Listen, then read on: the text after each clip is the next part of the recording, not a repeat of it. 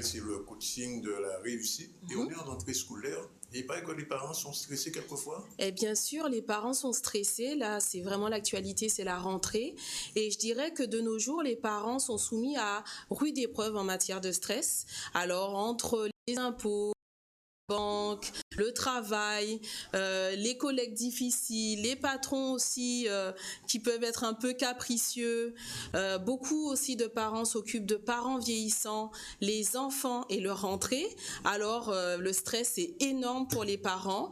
Donc aujourd'hui, c'est le stress de l'école qui s'ajoute au reste. C'est ça, le stress de l'école s'ajoute au reste. Donc c'est pour ça qu'aujourd'hui, je trouvais que c'était pertinent de pouvoir parler du stress des parents. On parle souvent des enfants et les parents sont souvent oubliés, alors que c'est primordial aussi qu'un parent soit zen pour la rentrée et puis pour les semaines à venir. Quels sont les défis majeurs?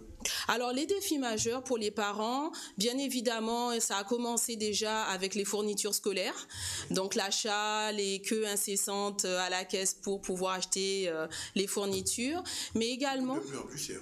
Qui coûtent de plus en plus cher. Et puis c'est même pas juste ça, c'est que parfois certains s'y prennent à la dernière minute. Donc certains parents n'ont pas toutes les fournitures, donc ça peut être vraiment stressant pour eux de trouver un endroit où trouver certains livres ou savoir quelle était encore la liste complète, on n'est pas sûr. Alors comment on fait pour gérer du coup tous ces stress? Alors, pour gérer tout ça, parce que, bon, mis à part les fournitures, mais on a aussi l'anxiété des enfants. Alors, les parents sont pas tout seuls, bien évidemment. J'ai quelques stratégies pour eux.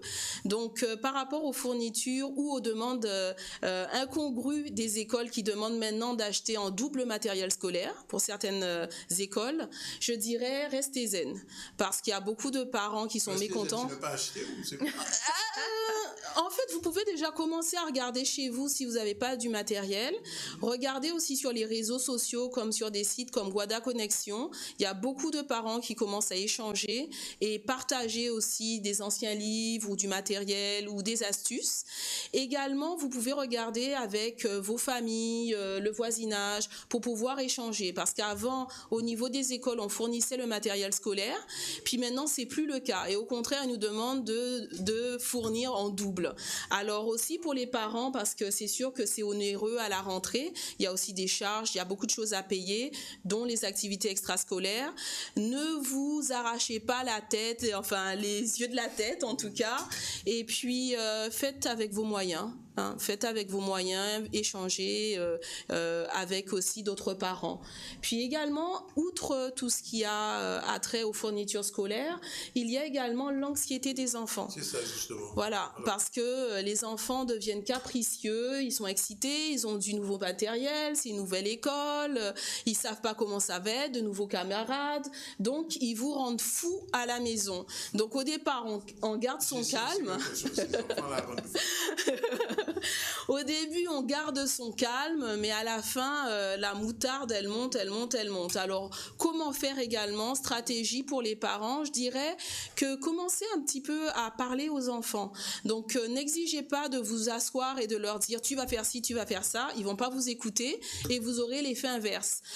Choisissez un temps où vous pratiquez une activité ludique, vous promenez, vous allez faire quelque chose avec vos enfants pour leur parler sans forcément les regarder droit dans les yeux, pas de contact direct, mais comme ça va enlever un petit peu la pression, leur expliquer comment ça va se passer la rentrée, que c'est sûr qu'il va y avoir des réajustements au niveau de la routine, du sommeil, etc., mais qu'ils aient pas le peur parce que vous êtes là pour ça, pour être là à leur écoute. Ça va, c'est pour les petits-enfants, ça. Ça, c'est pour les petits-enfants. Pour les plus grands... Les gamins de Jessie qui sont en troisième. Alors, pour les gamins en troisième, ça va être aussi du stress parce qu'on va leur demander de mettre de côté la PS4, n'est-ce pas, la Nintendo.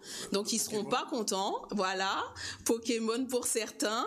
Alors, je sais pas si on trouve des Pokémon en Guadeloupe, hein, mais en tout cas, oui, on en trouve. Il n'y a pas encore de mob, en tout cas, hein, en Guadeloupe. Mais toujours est-il que là, j'ai commencé à voir des jeunes étudiants. Ils n'étaient pas contents parce qu'on leur a dit de mettre de côté la PS4. Donc, ils voulaient un peu se venger. Alors là, également, c'est bon d'en discuter avec eux, leur dire peut-être pendant le week-end, ils pourront en profiter un petit peu plus. Mais pendant la semaine, pour pouvoir aussi avoir le nombre d'heures de sommeil, leur permettre aussi de se reposer, même s'ils n'ont pas l'impression qu'il le faut.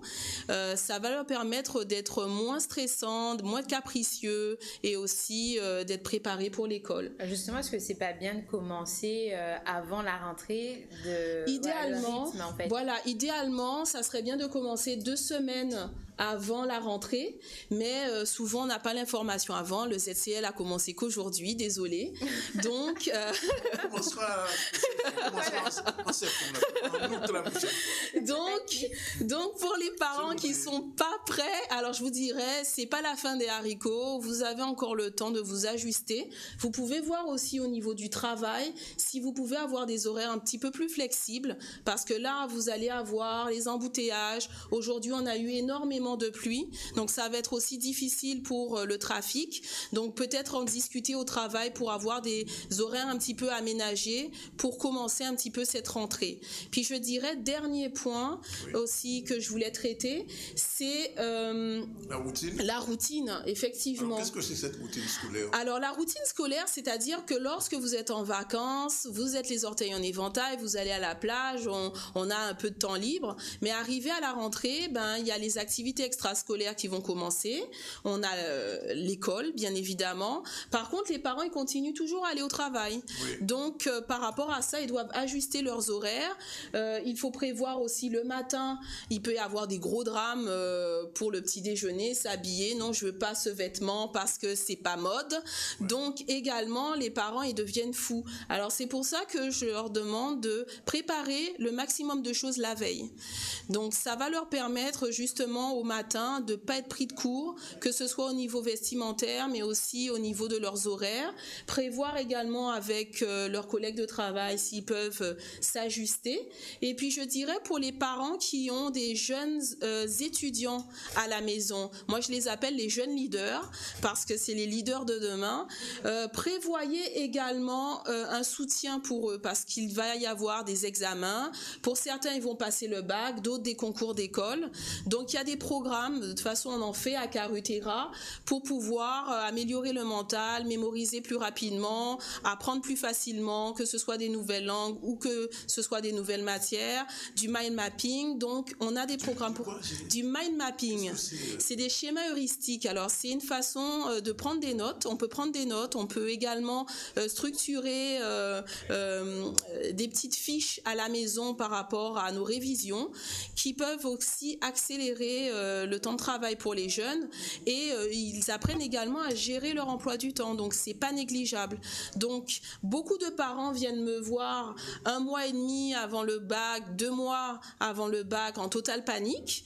Donc n'attendez pas ces moments-là, vous pouvez commencer déjà à venir maintenant parce qu'on a des solutions pour vous. Vous n'êtes pas tout seul. Aussi pouvoir apprendre par cœur. Exactement. En travaillant la mémoire, ça se fait très bien. Il y a des astuces pour ça. Ils sont pas seuls, les jeunes, ni les parents. Nous sommes là pour eux. Alors justement, il y a un numéro de téléphone que vous n'avez pas donné aujourd'hui, Muriel. Ah oui, c'est sûr. Alors là, et un prénom. Alors oui, il y a Rosie que vous pouvez appeler au 0590 47 30 19. Vous pouvez également aller au www.zcl.tv pour trouver les informations concernant ma rubrique et le centre Carutera. Voilà, elle a tout dit, c'est super. Bonne rentrée donc pour Muriel et pour les gamins de notre amie Jessie.